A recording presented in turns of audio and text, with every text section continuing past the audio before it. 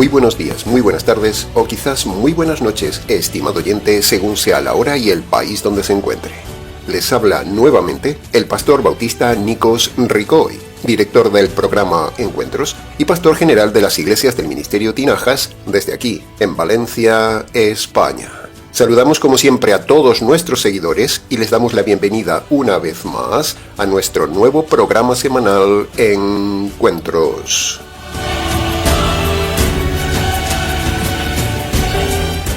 Estamos ya, estimado oyente, en el cuarto programa de la serie expositiva de Hebreos capítulo 11. Continuamos en el viaje.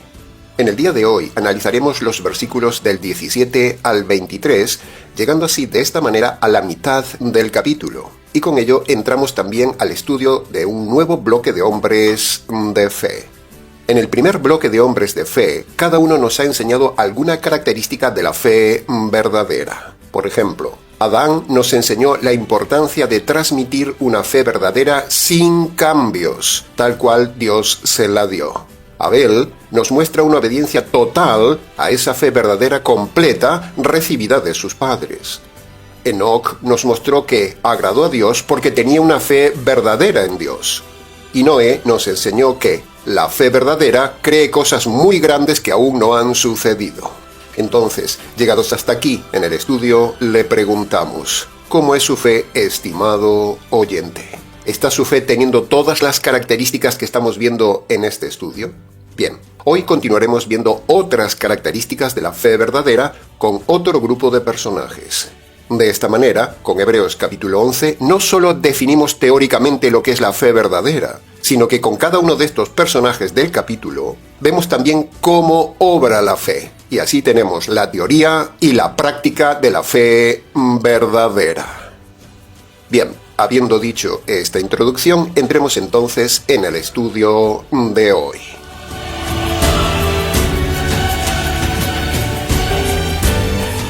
Entremos entonces en el análisis y comentario del primer versículo de hoy, el versículo 17, que dice: Por la fe, Abraham, cuando fue probado, ofreció en sacrificio a su hijo unigénito Isaac. Punto número 1. Lo que sobresale en esta primera frase del versículo es que la fe, Dios la prueba. Por lo tanto, con este pasaje queda derribada la falsa doctrina de la prosperidad, donde dice que si usted está pasando cosas malas, carencias, enfermedades, necesidades, pruebas y un largo etcétera, usted no está bendecido por Dios, dicen ellos. Usted no tiene fe, hermano. Cuando aquí dice todo lo contrario. La fe verdadera es probada. La prueba implica dolor. Ya hemos hablado muchas veces en el canal de este tema y hemos derribado varias veces de un plumazo la mentira de las iglesias que les gusta el dinero y engañan a la gente con pare de sufrir, y engañan a la gente con prosperidad, sanidad y milagros. En la Biblia, en toda la Biblia, vemos que el convertido, el justo, el salvo, el que tiene fe verdadera, Dios le envía calamidades, dolores, desgracias, enfermedades y pruebas. Por lo tanto, si usted está en alguna iglesia materialista que le engaña diciéndole que las dificultades, pruebas, necesidades, enfermedades y demás son falta de fe, esas iglesias no son de Dios, son del diablo. Le están mintiendo. Este pasaje es una bofetada, por ejemplo, a la iglesia hereje Pare de Sufrir y a todas las demás iglesias pentecostales de sanidades, prosperidad y milagros. Por lo tanto, si usted es convertido por medio del evangelio jurídico, cuando Dios le envía las pruebas, es para probar su fe, pulir su carácter y premiarlo en la eternidad. Pero si usted no se ha convertido por medio del evangelio jurídico, esas dificultades, dolores, enfermedades y demás de esas personas que están en esas iglesias, o sea, personas no convertidas, o sea, gente perdida, a todos esos Dios les envía esas calamidades para que vean que esa doctrina no funciona y para que busquen el perdón de sus pecados por medio de la verdadera fe en el Evangelio. Para preguntas de este tema, si quiere, escríbanos. Punto número 2 del versículo 17. El versículo 17 se refiere a lo que sucedió en Génesis 22. Y en Génesis 22 se habla de un sacrificio que no se hizo. Sí, así como ha oído. Usted lo sabe si lee el pasaje. Pero ese sacrificio, aunque ahí no se hizo, un día sí se haría. La historia de Abraham, ofreciendo por fe en sacrificio a su hijo unigénito, Isaac, estaba anunciando exactamente lo mismo que un día sucedería en el Calvario y en la tumba de la resurrección. Dios, por medio de este hombre de fe, Abraham, estaba anunciando al mundo la muerte que un día sí sucedería con su hijo inocente. Y también, cuando Abraham dijo que Dios era capaz de levantar a los muertos, con eso estaba anunciando también la resurrección de Jesús, el Hijo de Dios. Los dos pilares de la salvación, la muerte y la resurrección. El pasaje es impresionante. Lo de Abraham ofreciendo a Isaac, un hijo inocente que no había hecho nada para matarlo, era un preanuncio, era una profecía de lo que un día Dios haría en la cruz de Moria con su hijo. Lo mismo que un día Dios demandó de Abraham, es lo mismo que Dios se impuso a sí mismo a hacer en la cruz. El cuchillo que no clavó Abraham sobre su hijo inocente, Dios el Padre lo tomó y lo clavó en el alma de su hijo inocente. Dios no permitió que Abraham matara a su hijo, pero Dios sí mató a su hijo. Ese cuchillo de Dios tenía dos hojas, la ira de Dios y la justicia de Dios, y ese cuchillo fue clavado en el alma de su hijo. El Hijo de Dios fue matado físicamente por el Padre y a la vez fue desgarrada su vida, desgarrada la relación que tenía con la familia divina. Eso fue una muerte espiritual. Eso fue lo que pasó en el Calvario, el nuevo Moria con el nuevo Isaac. La historia de la prueba de Abraham encerraba por siglos un misterio. ¿Por qué Dios le habría pedido a Abraham esa acción? ¿Por qué? Un misterio que ahora ya nos ha sido revelado en la cruz. Ahora comprendemos perfectamente por qué Dios pidió a Abraham matar a su único hijo amado, tal como dice literalmente el texto de Génesis capítulo 22, versículo 2. Ofréceme tu hijo único, a quien tanto amas. Solo a una persona de fe madura, Dios le revela estos misterios. Abraham era de fe madura. Las palabras de Dios a Abraham son las mismas palabras que un día el Padre diría también a su Hijo. Mateo capítulo 3, versículo 17. Una voz de los cielos dijo: Este es mi Hijo amado. En 2 de Pedro capítulo 1, versículo 17, Pedro dice que el Padre le dio honra y gloria al Hijo diciendo: Este es mi Hijo amado. Por lo tanto, estimado oyente, cuando Dios le pidió a Abraham, ofréceme a tu hijo amado, a tu único hijo, esas palabras no solo eran una prueba para Abraham, sino que era también el anticipo de lo que pasaría un día en el altar de la cruz. ¿Coincide la relación de padre-hijo como la relación de padre-hijo Abraham con su hijo Isaac? ¿Coincide el lugar del sacrificio, Moria, que actualmente Moria es el Calvario? Y coinciden también los calificativos entre padre e hijo amado y único hijo. Por lo tanto, es imposible no ver que el acontecimiento de Abraham con Isaac no era solo una prueba de fe. Esta revelación era un privilegio que recibió Abraham por ser un hombre de fe madura. No de conducta madura, pero sí de fe madura. Bien, hasta aquí con los dos puntos importantes del versículo 17. Una fe probada y un misterio revelado.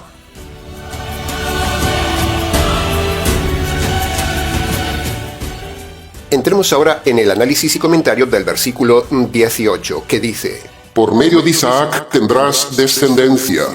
Si en el verso 17 teníamos la profecía de la cruz y la profecía de la resurrección, aquí en el verso 18 vemos otros aspectos de Isaac. Primero, vemos la descendencia humana que vendría por medio de Isaac, y ese pueblo ocuparía la tierra prometida. A eso se refiere, tendrás descendencia. Y el segundo aspecto de la palabra descendencia es que de Isaac vendría el Mesías Salvador de los judíos y de los gentiles. Y este versículo tiene relación con usted, estimado oyente, porque el Mesías vino y diseñó un evangelio para que usted sea salvo. Así que fíjese la relación que hay entre usted e Isaac. Así que nuevamente, este versículo nos hace tocar lo que ya hemos dicho muchas veces con motivo de la guerra actual de Israel. Que esa tierra que ocupan los ladrones palestinos, esa tierra no es de los palestinos, no tienen ningún derecho de estar ahí. Ellos son ocupas, son expoliadores, son intrusos, son gente malvada. E Israel está haciendo como hizo Josué, expulsarlos a todos. Por lo tanto, una vez más, declaramos que estamos a favor total de lo que hace Israel en su tierra, la tierra de la descendencia de Isaac.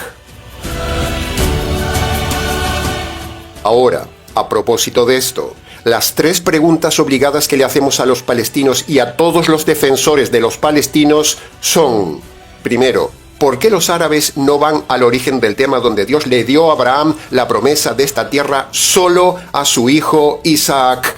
¿Por qué? Segunda pregunta a los defensores de los palestinos. ¿Cuál es el motivo real de odio a los judíos? ¿Por qué ese deseo obsesivo compulsivo de destruir a Israel? ¿Cuál es la razón? ¿Qué hicieron los judíos a los árabes para que estos tengan ese odio? Y la tercera pregunta es política. ¿Por qué ningún país árabe de los muchos que hay en el entorno de Israel no acogen ni a un solo palestino en este conflicto? ¿Por qué? ¿Por qué los árabes dejan morir a sus compatriotas? Sencillamente porque hay una estrategia político-religiosa que viene de siglos de dejarlos ahí como carne de cañón para hacer la vida imposible a Israel y para hacer culpable a Israel de un genocidio que no existe. Israel está en su derecho. ¿Por qué le niegan la entrada a los palestinos en sus países y no los acogen? ¿Por qué? ¿Por qué Egipto, Jordania y el resto de países no reciben a los palestinos? ¿Por qué Egipto, por ejemplo, le negó a los palestinos la apertura de las fronteras? En resumen, este pasaje de la palabra de Dios muestra una vez más que esa tierra, la tierra de Israel, es toda de Israel por herencia y descendencia de Isaac. La prueba evidente de que Dios está defendiendo su promesa de esta tierra a Isaac es que nunca han vencido a Israel ninguno de los países enemigos. Que Dios guarde a Israel. Entramos ahora en el análisis y comentario del versículo 19, que dice: Abraham se dispuso a sacrificar a su hijo porque creía que Dios es poderoso para levantar a los muertos, y por esta fe recobró a su hijo, el cual vino a ser un símbolo. Punto número 1. En este versículo, la centralidad y la enseñanza está en la frase creía que Dios es poderoso para levantar a los muertos. Y eso refleja, como dijimos antes, que Abraham creía en la doctrina de la resurrección, que se ve aquí de forma inferencial. Con lo cual, un estudioso de la Torá en los días de Jesús, los líderes deberían haberse dado cuenta que estas palabras de Abraham del verso 17, 18 y 19 se estaban refiriendo y cumpliendo en el Mesías, el Señor Jesús, el nuevo Isaac, el Hijo resucitado, pero no lo vieron. Por eso Jesús dijo: viendo no ven. Daniel capítulo 9 hablaba de la fecha exacta de la venida y muerte del Mesías, y el caso de Abraham con Isaac hablaba del sacrificio y resurrección del Mesías. Pero no lo vieron, como dice Pablo, que tenían un velo. Abraham confiaba tanto en Dios que creía que, si sacrificaba a Isaac, Dios podría devolverle la vida, o sea, resucitarle. Lo de Abraham era una fe madura, y este es precisamente otro aspecto que nos enseña la fe verdadera, la madurez, no una fe básica y simple. Por cierto, ¿tiene usted una fe madura o es usted una persona de fe básica? Dios no le dijo que lo iba a resucitar, solo se lo hizo entender, a ver si Abraham lo entendía, cuando Dios le había dado la promesa de un hijo y que aún encima tendría una descendencia de su hijo, y sin embargo Dios le pidió la muerte. Pero Abraham fue más allá de la promesa de tener un hijo, y fue más allá con su razonamiento y dijo: si Dios me dio un hijo siendo viejo, si Sara no podía tener hijos, si Dios me dijo que de Isaac saldría descendencia, y ahora Dios me pide que lo sacrifique, necesariamente el Dios poderoso de todo esto tendrá que resucitar a mi hijo para poder cumplir la promesa de tener descendencia como las estrellas. Abraham fue capaz de creer que volvería a tener ese hijo. Lo razonó y esa razón le dio una fe sólida. Admirable modelo de fe madura. Punto número 2. Ahora nos pasamos a Isaac. Cuando leemos los relatos de Isaac en Génesis, Isaac parece que no se acordaba de la promesa que Dios le dio a Abraham de que de él saldrían multitudes de personas. Y eso lo percibimos en su forma de oración a Dios. Porque resulta que, precisamente Rebeca, la esposa de Isaac, también era estéril, para poner las cosas más difíciles. Entonces eso tuvo que haber producido en Isaac un conflicto de fe, porque si Dios prometió a su padre que por él habría un pueblo y multitudes, y resulta que la esposa de Isaac era estéril, algo no encajaba. Y lo que no encajaba era la falta de fe madura de Isaac, y la falta de memoria de Isaac sobre lo que Dios le había prometido a su padre. Esto demuestra que Isaac tenía una fe inmadura. A pesar de que su esposa era estéril, Isaac no tendría que haberse preocupado por eso. Tendría que haber razonado como Abraham, porque Dios había prometido descendencia. Pero Isaac tenía una fe inmadura. Creía en el Dios de sus padres, había oído del milagro de su nacimiento, pero aún era inmaduro y dudoso. Eso nos enseña, estimado oyente, a creerle a Dios con fe madura al estilo de Abraham, no con la fe básica e inmadura de Isaac. ¿Qué tipo de fe tiene usted, estimado oyente? ¿Usted razona y cree totalmente a Dios? ¿O hace como Isaac, que se olvidó y tenía una fe inmadura? La descendencia de Isaac no vino en la primera cama, sino que vino en la 100ª cama. Eso nos enseña a esperar, confiar y aceptar los tiempos de Dios y a tener una fe madura. Isaac no tendría que haber orado a Dios como quejándose que su esposa era estéril y rogando para tener hijos. Eso fue inmaduro. Pero si Isaac hubiera razonado, recordado y dialogado con Dios diciéndole que esperaba el tiempo de Dios, hubiera sido lo mejor, lo más maduro. Algo así como: Señor, tú has prometido a mi padre que yo tendría hijos y que de mí vendría descendencia, pero parece que no vienen los hijos. Señor, te pregunto, ¿cuándo vendrá el primer hijo? Sin embargo, aunque no vienen, yo confío en ti como confío en mi padre, porque eres el Dios de mi padre que me ha contado maravillas de ti. Eso hubiera sido, estimado oyente, una oración madura, preciosa, cercana, en lugar de lo que hizo y dijo en Génesis capítulo 25, versículo 21. Dice el texto: oró Isaac a Jehová por su mujer, porque era estéril. En definitiva, estimado oyente, la nueva enseñanza aquí es que una fe verdadera puede tener varios niveles. Ser una fe básica o ser una fe madura. ¿Qué tipo de fe tiene usted, estimado oyente, si usted se ha convertido? Porque si no se ha convertido, no tiene fe, tiene religión. Cerramos este punto con el pasaje de Romanos capítulo 15, versículo 4, que dice: las cosas que en el pasado sucedieron, para nuestra enseñanza fueron escritas. Entonces, aprendamos de esto a tener una fe madura, estimado oyente. Y punto número 3 del versículo 19. La frase que dice, en sentido figurado, también le volvió a recibir, o la frase parafraseada que le hemos puesto de, el cual vino a ser un símbolo.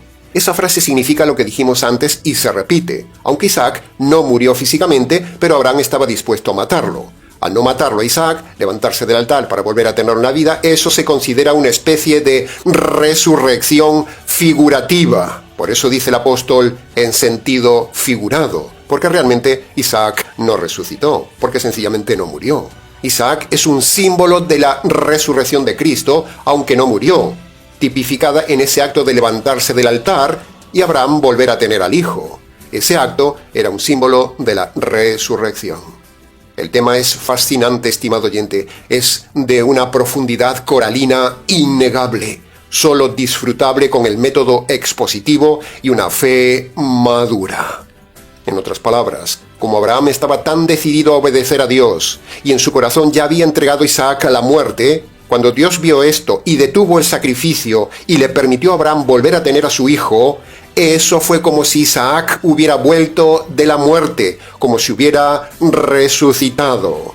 Este evento es la prefiguración de la resurrección de Cristo a través de una fe madura de Abraham en el poder de Dios para dar vida incluso después de la muerte. Todo apuntaba a lo que el Señor Jesús viviría en su día, la resurrección.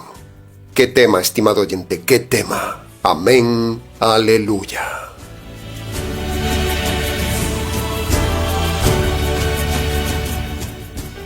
Entremos ahora en el análisis y comentario del versículo 20, que dice: Por la fe, Isaac bendijo a Jacob y a Esaú, profetizando lo que les esperaba en el futuro. De este versículo podríamos hacer un programa entero. De hecho, un día lo hicimos en el canal. Pero para no repetir el mismo tema, le remitimos a usted a que vea el estudio de este tema en la serie que dimos de Romanos capítulo 9, en el programa del análisis de los versículos 11 al 14. Le dejamos abajo el enlace y le rogamos que se tome el trabajo de escucharlo, por favor, porque allí explicamos clara y detalladamente la falsedad de la doctrina calvinista sobre la predestinación o la elección incondicional de unos pocos, ya que los calvinistas usan este pasaje para defender la doctrina falsa de la elección incondicional para salvación de unos pocos. Y en la serie de Romanos 9 hemos enseñado la verdad del tema, explicando la diferencia entre elección para salvación, cosa que no existe en la Biblia, y la elección de funciones en la tierra, que es de lo que se habla entre Jacob y Esaú. Cuando el pasaje dice que Dios eligió a Jacob y no eligió a Esaú, no se está refiriendo a salvación, porque Esaú también se salvó. Lo que se está hablando es de que Dios eligió a Jacob para la función de ser descendiente del Mesías. Hay que derribar el calvinismo falso y enseñar la verdad. Y en eso estamos, haciendo caso de lo que el Señor manda en 1 de Pedro capítulo 2, versículo 15. La voluntad de Dios es hacer callar la ignorancia de los hombres necios. Y los calvinistas son hombres necios e ignorantes. Tito capítulo 1, versículo 10 y 11 dice: hay muchos engañadores a los cuales es preciso taparles la boca. Creemos firmemente que estos pasajes se aplican perfectamente a los calvinistas. Jaque al calvinismo.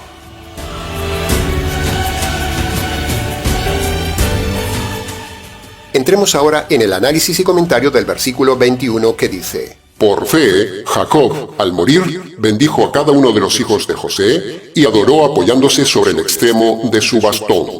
Primera parte del versículo. En este pasaje vemos que Jacob, hombre de Dios, bendice también a sus nietos. No solo había bendecido a sus hijos, sino que ahora lo hace también con sus nietos. ¿Qué es bendecir y qué implica bendecir a alguien, como en este caso los hijos y los nietos? Bueno, bendecir es simplemente por medio de las palabras desearle el bien a otra persona, punto. No hay ningún poder en la bendición, es solo un gesto, es solo una actitud. En este caso, como cabeza de familia, Jacob hace el gesto de desearles el bien. En el Ministerio Tinajas creemos que la bendición no tiene ningún poder especial, no cambia las cosas, estimado oyente, no cambia el futuro de los hijos ni de los nietos, simplemente es un gesto bonito. Piense esto. Si los padres de un hijo, siendo inconversos perdidos, sus padres, que son de una religión falsa, bendicen a su hijo, eso no sirve de nada. Y aparte, no es garantía de salvación para el hijo. La salvación no viene porque usted bendiga y ore por su hijo. La salvación viene por el libre albedrío de su hijo. Usted puede decirle 1000 veces a su hijo o a su nieto: que el Señor te bendiga, que eso no vale de nada. Todo el mundo se despide con la frase popular: que el Señor le bendiga, pero eso no vale de nada. La única bendición que vale que salga de su boca, estimado oyente, es bendecir a sus hijos o a sus nietos con el mensaje del Evangelio. Esa sí es la mejor bendición que usted puede decirles a sus hijos o a sus nietos. Pero decirles cada día: que el Señor te bendiga, hijo, eso no vale de nada. Y más si sus padres son rebeldes al Evangelio y los hijos son rebeldes al Evangelio. Imagínense unos padres perdidos, de esos religiosos que hay en muchas iglesias modernas típicas, al estilo católico, adventista, calvinista, pentecostal, unicitario, etcétera, etcétera. Imagínese que esos padres que están en estas iglesias le digan a sus hijos todos los días: que el Señor te bendiga, hijo. Eso no vale de nada. Es una pésima costumbre religiosa moderna. Lo mismo sucede cuando la gente se saluda o se despide con el famoso: que el Señor le bendiga, hermano. Eso tampoco vale de nada. Por cierto, ¿usted nos ha oído alguna vez en el canal decir la frase ritualista que dicen los pastores: que el Señor les bendiga, mis amados hermanos y amigos? ¿Nos ha oído alguna vez decir esto? Jamás. Y jamás lo diremos, porque no creemos en esa bendición ni en esa frase. La mayor bendición que le damos a los hombres desde este canal con nuestra boca es el Evangelio. Eso sí es bendecir con lo mejor que se le puede decir a un hombre. Para preguntas del tema, escríbanos. Entremos ahora en la segunda parte del versículo 21. La enseñanza es la adoración. Del tema de adorar se podría hacer también un programa entero, porque tiene muchas ramas. Pero lo que básicamente le vamos a enseñar hoy respecto a este tema del versículo 21 es que para que su adoración sea recibida por Dios, usted tiene que estar previamente convertido por medio del Evangelio con una fe verdadera. Si no, por mucho que usted se postre ante Dios, por mucho que usted cante en la iglesia, por mucho que usted se postre y levante sus manos, si usted tiene sus pecados sin perdonar, entonces esa adoración no valdría de nada. Para adorar a Dios, usted tiene que estar convertido, tiene que hacerlo en espíritu limpio y sobre la verdad bíblica. O sea, en espíritu y verdad. Si no, su adoración no sirve de nada. Usted está adorando en vano. ¿Se da cuenta con esto, estimado oyente, la cantidad de adoración falsa que hay en el mundo cristiano de hoy? En los católicos, los calvinistas, en los adventistas, en los pentecostales, en los unicitarios, con los rabinos, etcétera, etcétera. Por tener todos una fe errada, todos adorando a Dios de forma errada, con una adoración que no vale de nada.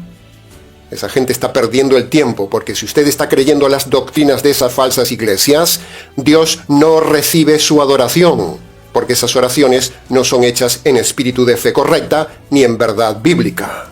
¿Cómo va a recibir Dios la adoración de un católico idólatra, de un calvinista retorcido, de un adventista hereje, o de un pentecostal emocionalista, o de un unicitario negacionista, o de un rabino ciego, si todos estos ofenden a Dios con sus herejías? ¿Cómo Dios va a recibir su adoración? Y así podríamos seguir con el resto de denominaciones. Todas tienen una adoración inútil porque no se basa en una fe verdadera ni en el Evangelio verdadero. ¿Ve? Siempre volvemos al mismo punto. El Evangelio, la base de todo tema. Si usted no se ha convertido por medio de Marcos capítulo 1, versículo 15, su adoración no vale de nada.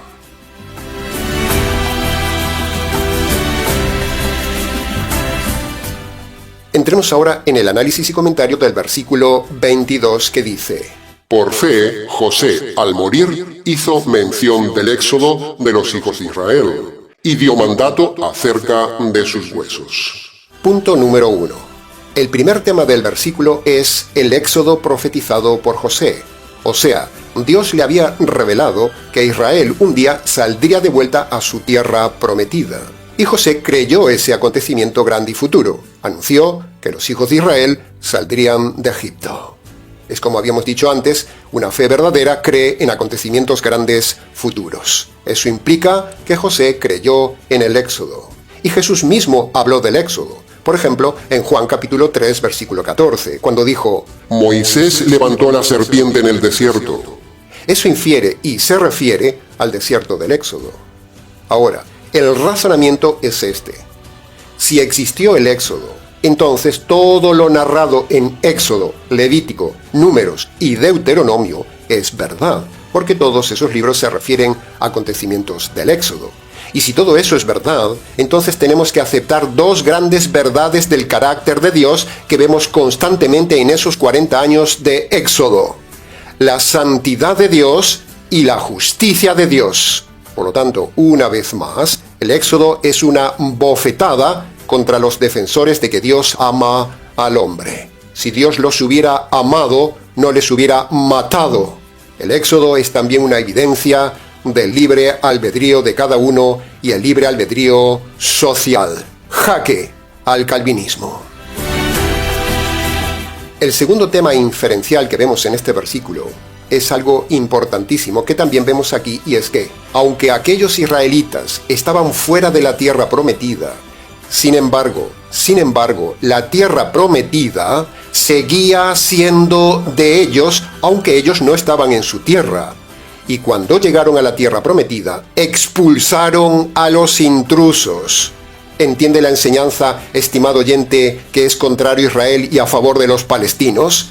De la misma manera, Israel ha estado muchos años en un nuevo éxodo, pero cuando Dios permitió que Israel volviera a su tierra el siglo pasado, Israel volvió a su tierra prometida, pero había intrusos. Piense esto, aunque alguien no esté en su casa por mucho tiempo, eso no le da derecho a nadie a meterse en ese lugar, ni le da derecho a otros a meter a personas en ese lugar. Y eso fue precisamente lo que hizo el necio Imperio Británico. Sin tener autorización de Dios, los británicos, los ingleses, los arrogantes hijos de su majestad la reina, metieron y permitieron a los palestinos en esa tierra. Los tan soberbios ingleses, que se jactan de llamarse cristianos, habían descartado lo que dice la Escritura sobre la tierra palestina, que era solo de Israel.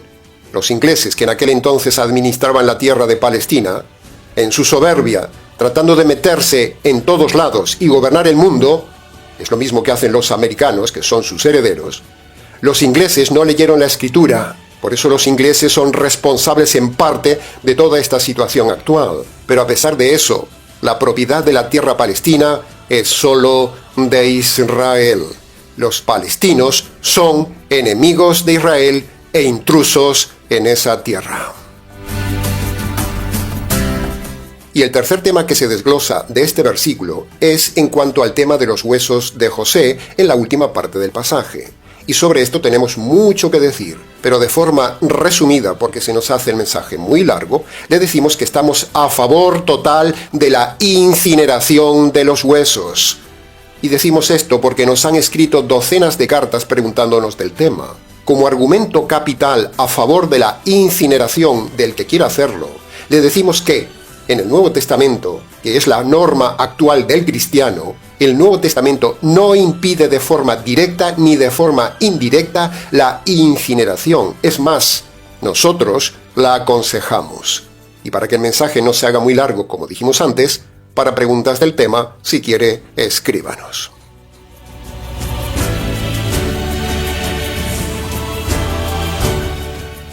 Entremos ahora en el análisis y comentario del último versículo de hoy, el versículo 23, que dice: Por fe, al nacer Moisés, sus padres lo escondieron durante 3 meses, y no tuvieron miedo de la orden que el rey había dado de matar a los niños. Punto número 1. Aquí la enseñanza es que los padres anónimos de Moisés, no se dicen sus nombres, como dice Éxodo capítulo 2, versículo 1 y 2, estos padres, aun siendo personas sencillas y anónimas, fueron valientes en la fe. Una vez más, vemos la valentía de los hombres de fe. Punto número 2. El otro tema que vemos aquí es el tema de la muerte de los niños, y eso nos catapulta a tocar 3 puntos. Primero, y sin lugar a dudas, condenamos el tema del aborto. El aborto es pecado. El aborto es matar un inocente. Así que si usted ha pensado en el aborto, más vale que se olvide del tema. Sea valiente, asuma las consecuencias y tenga ese niño. Y si no puede tenerlo, délo en adopción. No mate un niño, porque la ira de Dios caerá sobre usted.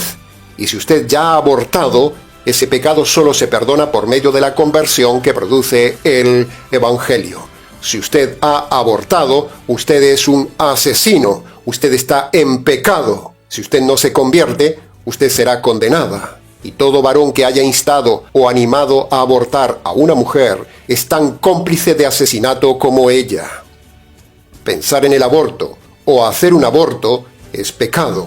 Usted es un asesino y un cobarde, va camino de la condenación eterna y le espera el juicio de Dios. Segundo, todos los niños que mueren, todos, escuche bien, se salvan. Ya lo hemos dicho varias veces en el canal, pero hoy toca repetirlo. Si usted ha tenido el dolor de perder un niño inocente, tengan total paz, estimados padres. Su hijo está en el cielo. No son palabras bonitas consoladoras, son palabras teológicas. Delante de Dios y de los ángeles, en verdad le decimos que su hijo está en el cielo. Los niños no pueden convertirse, por lo tanto son automáticamente salvos. Y tercero, con este tema, no podemos dejar de condenar y denunciar la doctrina hereje de los calvinistas retorcidos que dicen que su hijo, si no fue elegido por Dios, se fue a los infiernos. Hay que tener coraje para decirle esto a la cara y a los ojos de los padres, incluso miembros de su iglesia calvinista, que han tenido este dolor de perder un hijo. Que si su hijo no fue elegido por Dios, ahora mismo están en los infiernos. Hay que tener coraje para decir esto. Incluso aunque algún descarado calvinista tenga el coraje de decirlo, por cierto, eso es una blasfemia, es una mentira, por lo tanto, tengan paz los padres que han perdido un hijo. Solo un perverso calvinista enseña esto. Por lo tanto, salgan del calvinismo o acabarán como ellos en el abismo eterno. Bien, hasta aquí con el análisis de los versículos de hoy.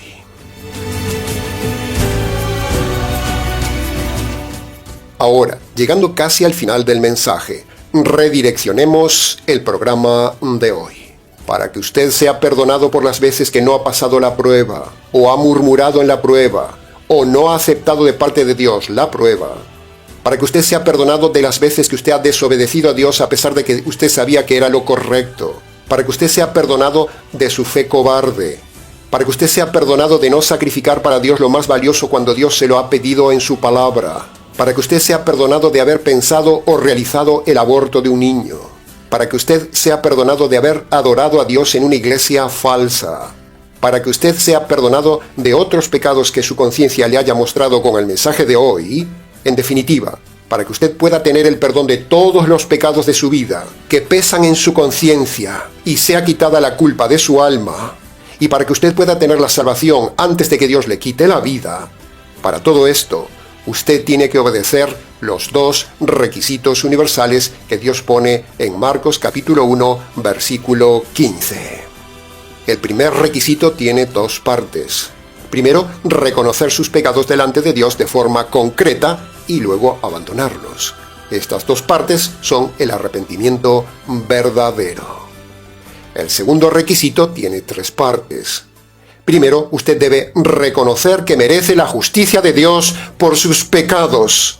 Segundo, usted debe reconocer que esa justicia le cayó al Señor Jesús en la cruz. Jesús murió para recibir la justicia que merecen sus pecados. Y tercero, usted debe apropiarse por la fe de esa justicia caída sobre el Señor Jesús. Cuando usted obedece cada paso de estos dos requisitos, ahí es cuando se vuelve a Dios, tendrá paz con Dios, tendrá perdón de Dios, tendrá verdadera adoración de Dios, la salvación eterna de Dios vendrá a su vida y un día entrará al reino de Dios. Amén. Aleluya. Bien, mucho más se pudo haber dicho de estos 7 versículos analizados hoy. Hay versículos que son inacabables en su profundidad y en su contenido. Pero con lo dicho, creemos que ha sido suficiente para su enseñanza y su reflexión. Para preguntas del tema, si quiere, escríbanos. ministerioTinajas@gmx.es.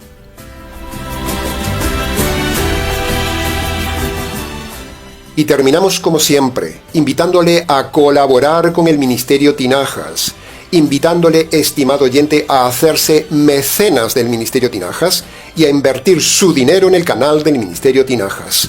Y de esa manera podremos ayudar a otros a conocer la fe verdadera. Les recordamos también que hemos diseñado un libro completo, como un manual de estudio, sobre el tema del noviazgo, matrimonio y divorcio. Abajo en la descripción del vídeo tiene el enlace en Amazon.